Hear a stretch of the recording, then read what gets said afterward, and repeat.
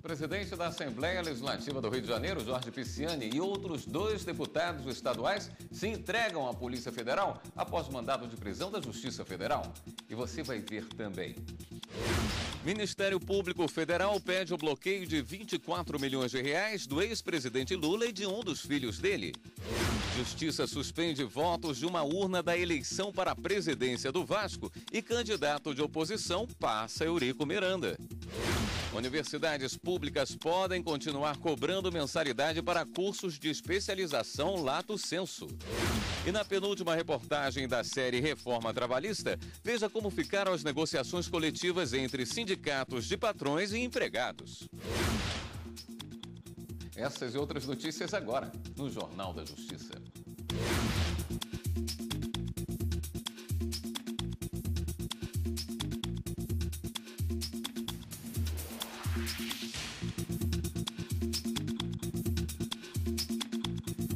Boa noite.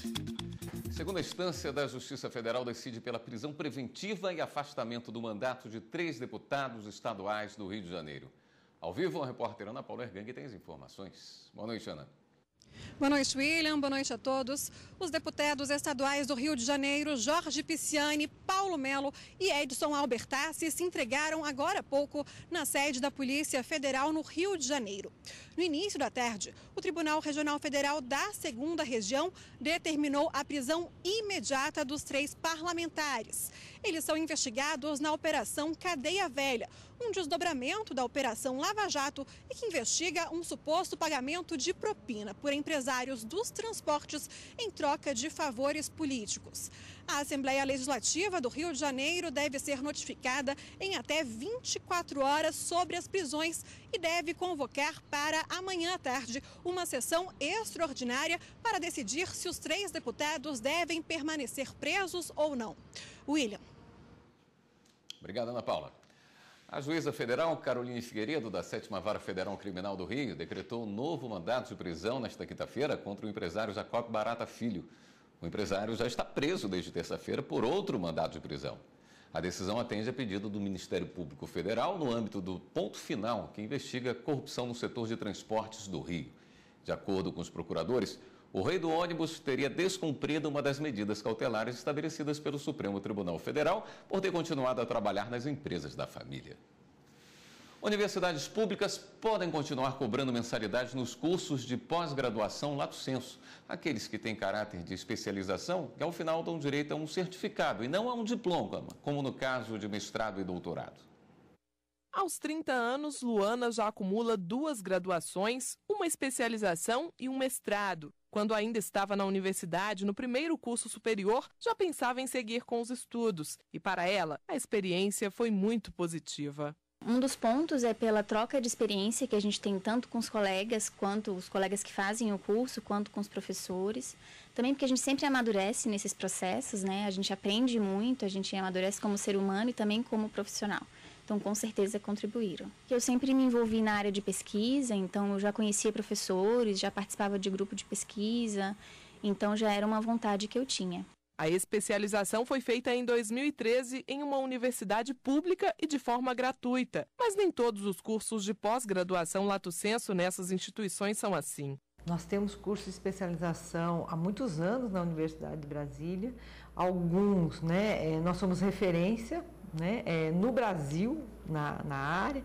Por exemplo, na área de odontologia, a área de periodontia, é uma área que é muito procurada. E assim, alguns cursos são pagos e outros cursos são gratuitos. Os cursos de especialização, eles são muito procurados aqui na Universidade de Brasília.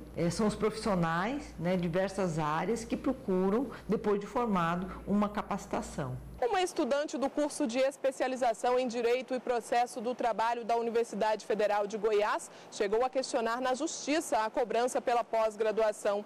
Em primeira instância, ela garantiu a matrícula independentemente do pagamento de qualquer taxa ou mensalidade.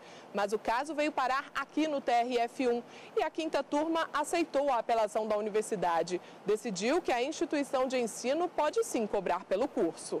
A 5ª turma do Tribunal Regional Federal levou em consideração o posicionamento do Supremo em abril deste ano. O STF entendeu que a garantia constitucional da gratuidade de ensino não impede a cobrança de mensalidades em cursos de especialização por universidades públicas. Assim, é possível que as instituições, dentro da autonomia didático-científica, regulamentem em harmonia com a lei as atividades destinadas à extensão universitária. Na discussão do plenário do Supremo, entendeu-se pela legalidade da cobrança e o financiamento privado para a universidade nas atividades de pesquisa e extensão. Esse é o ponto. Então, o Supremo Tribunal Federal uniformizou esse entendimento, até interpretou a Constituição e também a Lei de Diretrizes e Bases da Educação, a LDB, quanto a esse ponto. Diferenciou a pós-graduação lato sensu da stricto sensu, obviamente. É importante lembrar que o mestrado e o doutorado continuam gratuitos nas universidades públicas do Brasil. A cobrança se refere apenas aos cursos de especialização lato sensu. O ministro Alexandre de Moraes, do Supremo Tribunal Federal, negou liminar em habeas corpus para Valcis José Ferreira de Souza, conselheiro do Tribunal de Contas do Espírito Santo, condenado pelos crimes de lavagem de dinheiro e peculato, após investigação sobre esquema de fraude em licitações e desvio de dinheiro em obras públicas no Espírito Santo. Em análise preliminar do caso, o ministro não verificou nenhum constrangimento ilegal para aceitar o pedido. Ministério Público Federal pede o bloqueio de 24 milhões de reais do ex-presidente Lula e de um dos filhos dele. Repórter Fernanda Porto com as informações. Boa noite, Fernanda. Boa noite, William. Boa noite a todos. O pedido foi feito com base nas investigações da Operação Zelotes, que apura a suposta venda de medidas provisórias. O ex-presidente Lula e também o filho dele, Luiz Cláudio, são réus do caso. O Ministério Público alega que Lula sabia desde 2012 do esquema de tráfico de influência, envolvendo os lobistas Mauro Marcondes e Cristina Maltoni, donos de uma empresa de consultoria. A 10ª Vara da Justiça Federal de Brasília irá analisar o pedido. A defesa do ex-presidente Lula informou por meio de nota que não há base jurídica e nem provas que justifiquem o pedido. William. Obrigado, Fernanda. A Justiça do Rio de Janeiro concedeu liminar para suspender a contagem dos votos da urna de número 7 na eleição para presidente do Clube Vasco da Gama. O atual presidente, Eurico Miranda, teve mais de 90% dos votos desta urna e alguns sócios denunciaram irregularidades. Com a suspensão do resultado da urna, momentaneamente, o vencedor é o candidato de oposição, Júlio Brandt. A decisão, a Justiça também deu prazo de 3 dias para a diretoria publicar nova ata de eleição. O mandato do atual presidente vai até o dia 16 de janeiro. Ainda cabe recurso à decisão. E você vai ver a seguir, no próximo bloco do Jornal da Justiça. STJ condena laboratório por morte causada por soro contaminado. A gente volta já já.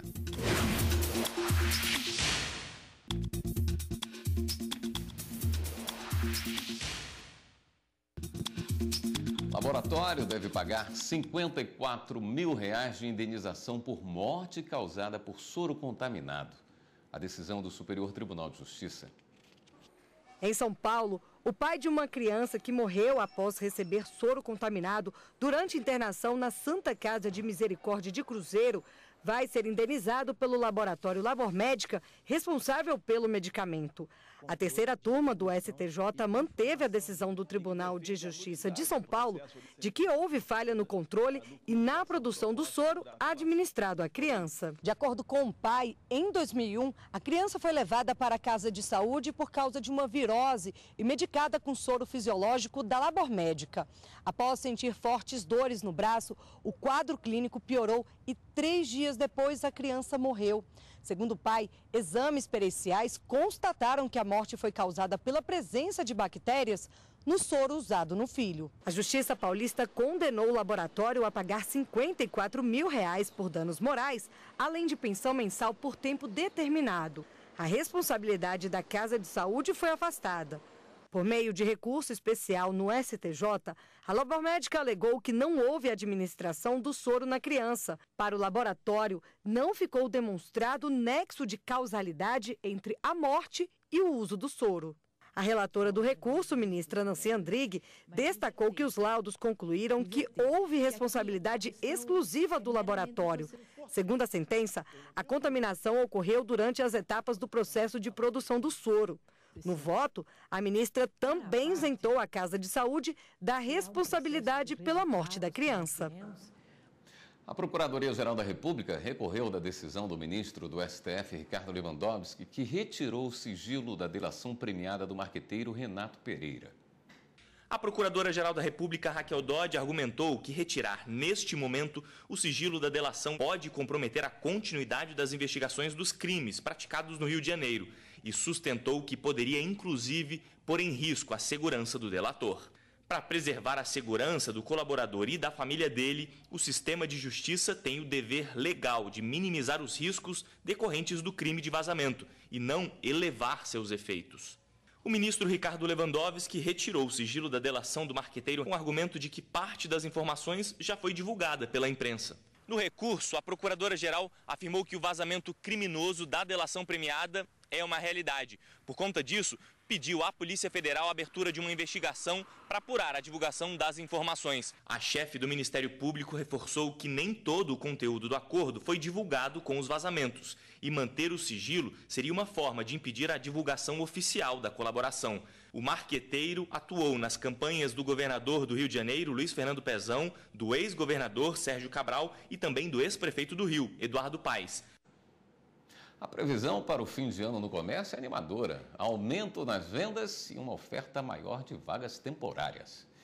Quem está à espera de uma oportunidade deve ficar atento na hora de formalizar o contrato de trabalho.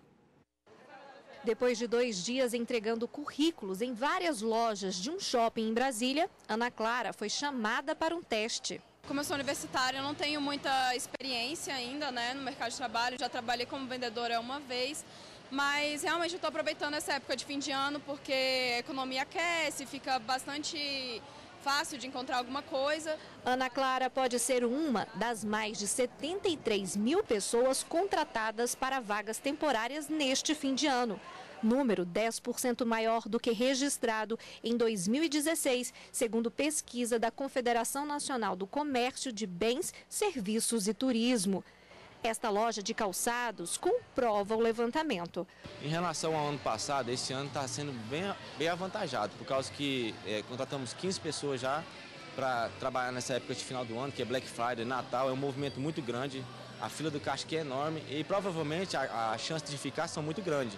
Outro ponto positivo é que a pesquisa indica que o número de funcionários temporários efetivados deve ficar em quase 30%, enquanto que o ano passado a margem foi de 15%. E para conseguir essa vaga no mercado de trabalho, dedicação, esforço e resultado são requisitos mais que necessários. O Uslo faz parte do time que está de olho na vaga efetiva. Estou empenhado, prestando bastante atenção o que o cliente quer e estou determinado para mostrar os resultados para a empresa, não só para ela, mas para mim também. Estratégia que vem dando certo. Ele é um vendedor ótimo, gostei de ser atendida por ele. Mas, independentemente de ser funcionário temporário ou efetivo, a legislação brasileira determina que a carteira de trabalho seja assinada desde o primeiro dia de serviço. Segundo esta advogada, a reforma trabalhista, que entrou em vigor na semana passada, não altera o procedimento de contratação de um funcionário temporário. Esse temporário da CLT permanece igual. O que vai acontecer é que as modificações inseridas na CLT, quanto a jornada, férias e rescisão, até a possibilidade de uma rescisão por acordo e tudo mais, essas modificações foram inseridas para ele também. O funcionário temporário também tem direito a férias e 13º proporcionais, FGTS e horas extras. Como ele já sabe quando o contrato vai terminar, ele não precisa do aviso prévio, a não ser que esse contrato seja antecipada a rescisão. Mas normalmente ele vai receber saldo de salário, ele vai sacar o FGTS sem o acréscimo da multa de 20% a 40%, ele vai ter direito a 13º proporcional, ele vai ter direito a férias proporcionais acrescidas de 1/3 e ele não tem direito ao seguro-desemprego nesse caso, porque ele já sabia quando terminaria o contrato. Tribunal Superior Eleitoral e Polícia Federal assinam um acordo e passam a compartilhar banco de dados biométricos. O presidente da Corte, ministro Gilmar Mendes, assinou na manhã desta quinta-feira com o diretor-geral da Polícia Federal, Fernando Segovia, um acordo para compartilhamento de dados. Estamos nos beneficiando de informações já disponíveis da Polícia Federal e estamos colocando também os dados disponíveis, que aí vão aí de 30%, 40%, talvez até 46% já da população biometrizada à disposição da polícia. Já temos algum trabalho no sentido de identificação desses casos de duplicidade ou de falsificação. A polícia nos tem ajudado, como também tem nos ajudado, como eu disse, na questão das prestações de conta e de identificação de situações de desvio. Na prática, o TSE vai poder utilizar a base de informações da Polícia Federal para identificar eleitores por meio da impressão digital. Já a Polícia Federal vai utilizar os dados do TSE para pesquisa com fragmentos de digitais em casos de investigações de crimes e também economizar tempo na emissão de passaportes. O que a gente busca é facilitar a vida do cidadão brasileiro. Ele, quando ele já estiver na base de dados da Polícia Federal pela primeira vez e estiver na base de dados do TSE, em qualquer processo de renovação de passaporte, ele vai reduzir esse tempo de atendimento em até 60%. O compartilhamento de informações entre o TSE e a Polícia Federal também vai servir de base para a Identidade Civil Nacional, ICN, que será utilizada como documento único do cidadão brasileiro em todo o país. O Ministério Público Federal do Maranhão está preocupado com a possibilidade de prorrogação antecipada do contrato de concessão da ferrovia Carajás, como quer a empresa Vale. O MPF já encaminhou recomendação à NTT, a Agência Nacional de Transportes Terrestres, alertando que, antes de qualquer prorrogação, as exigências legais devem ser cumpridas. A estrada de ferro Carajás tem uma extensão de 892 quilômetros e liga os municípios de São Luís, no Maranhão, até Parauapebas, no Pará. É por onde passa o minério de ferro extraído na Amazônia brasileira para o mercado internacional. A ferrovia iniciou suas atividades em 1985. No ano seguinte, começou a funcionar o trem de passageiros.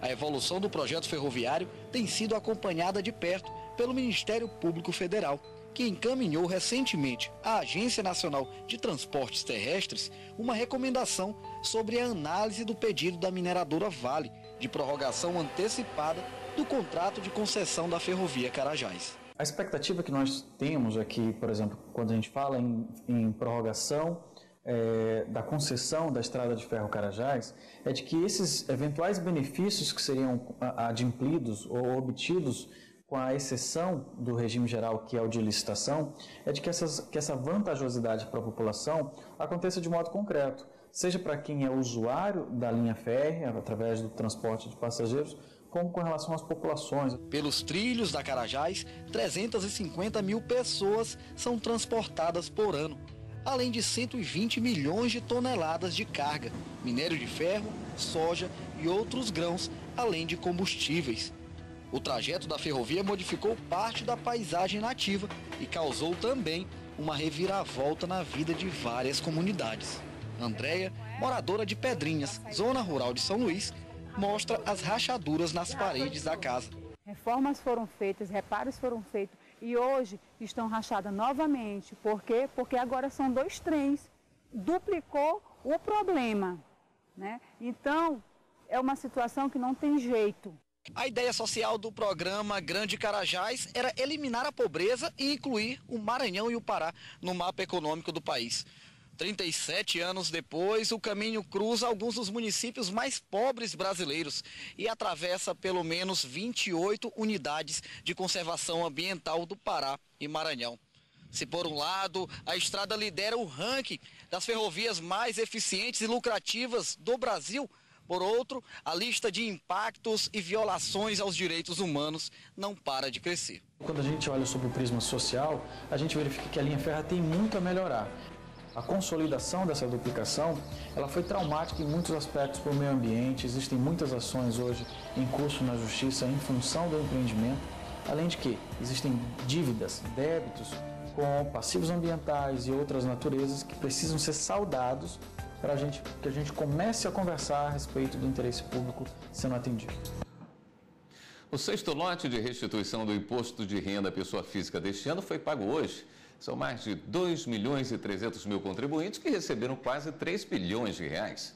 Para saber se teve a declaração liberada, o contribuinte deverá acessar a página da Receita Federal na internet ou ligar para o Receita Fone no número 146. Nós vamos a um rápido intervalo e voltamos a seguir com outras notícias. Na série Reforma Trabalhista, veja como ficaram as negociações coletivas entre sindicatos de patrões e empregados. A gente volta já já.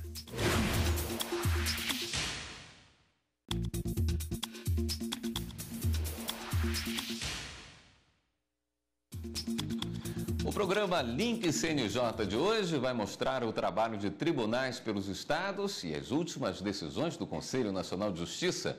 Vai tratar também da 9ª Semana Nacional Justiça pela Paz em Casa, que começa na próxima segunda-feira. Em uma entrevista exclusiva com o Corregedor Nacional de Justiça, João Otávio de Noronha, o ministro vai fazer um balanço do trabalho da Corregedoria, vai falar sobre os salários dos juízes e sobre os processos contra magistrados que se manifestam politicamente. O Link CNJ vai ao ar logo mais às 9h30 da noite, aqui na TV Justiça. Para desafogar os processos à espera de uma decisão, o TRF da Primeira Região, com sede em Brasília, começou a fazer sessões de julgamento à distância, por videoconferência, contando com os juízes convocados para o trabalho. O regime de auxílio à distância quer dar celeridade a processos pendentes de cumprimento das metas do CNJ. Câmeras, televisão, mesa de operação de áudio. Itens pouco comuns para uma sala de sessão de julgamentos, mas que serão vistos frequentemente aqui no TRF da Primeira Região. Isso porque processos começaram a ser julgados no regime de auxílio à distância. A novidade foi instituída em caráter extraordinário por 1 ano. O objetivo é dar celeridade aos processos pendentes de cumprimento de metas estratégicas estabelecidas pelo Conselho Nacional de Justiça. A primeira sessão aconteceu no último dia 7 e foi presidida pelo desembargador federal Olindo Menezes. A gente manda para o juiz uma partida de processo, 20, 30, e ele adianta esse julgamento. Acho que, aos poucos, a gente vai aperfeiçoando essa dinâmica.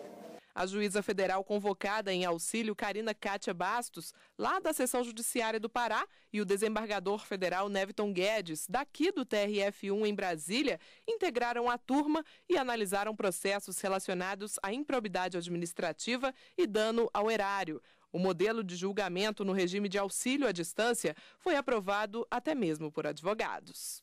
Para nós, advogados, tudo que venha para acelerar, o julgamento dos nossos processos sempre será bem-vindo.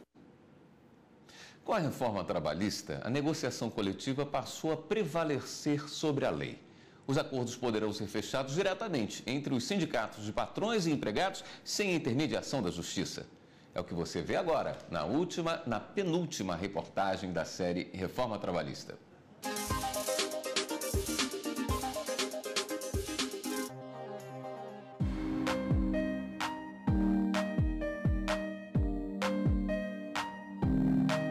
Profissão, vendedor. Local de trabalho, uma loja de calçados. Seu Vital bate ponto aqui, inclusive aos domingos e feriados. É que a loja fica num shopping center que nunca fecha. Tem que se conformar, tem que vir trabalhar. Se não vir trabalhar, leva falta, aí é pior. Aqui no shopping, o esquema é um só para todos os trabalhadores. Nosso sistema de folga aqui, para quem trabalha aos domingos, a gente divide essa folga na semana seguinte. Segunda, terça, depende muito da quantidade de funcionários que trabalham no domingo ou feriado. Isso aí a gente não pode dar folga para todo mundo de uma vez, porque eu fico desfalcado durante a semana. Vamos colocar assim, que é domingo a domingo. A troca dos dias de folga está prevista aqui na Convenção Coletiva de Trabalho do Sindicato do Comércio Varejista. A reforma trabalhista veio formalizar para os trabalhadores de todos os setores que a convenção e o acordo coletivo prevalecem sobre o que diz a lei. O artigo 611-A da nova legislação, que entrou em vigor no último dia 11, diz que a convenção e o acordo têm prevalência em 15 pontos. Entre eles estão jornada de trabalho, banco de horas, plano de cargos e salários, teletrabalho ou trabalho à distância e a troca do dia do feriado. A prevalência da negociação coletiva sobre a lei é vista com bons olhos pelos representantes dos sindicatos de trabalhadores. O sindicato e os trabalhadores sabem aquilo que é melhor para eles.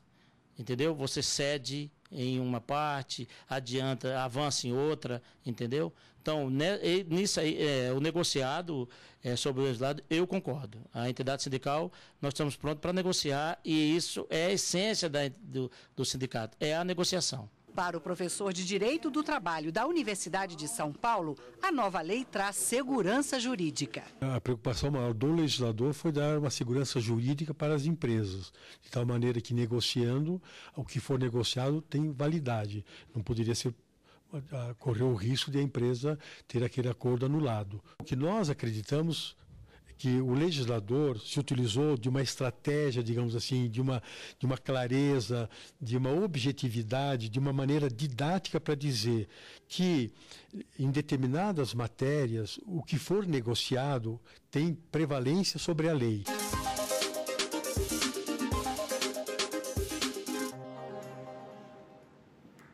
Amanhã, na última reportagem da série Reforma Trabalhista, você vai ver o que mudou em relação à terceirização. Não perca. Essa edição fica por aqui. Uma boa noite para você e continue aqui na TV Justiça.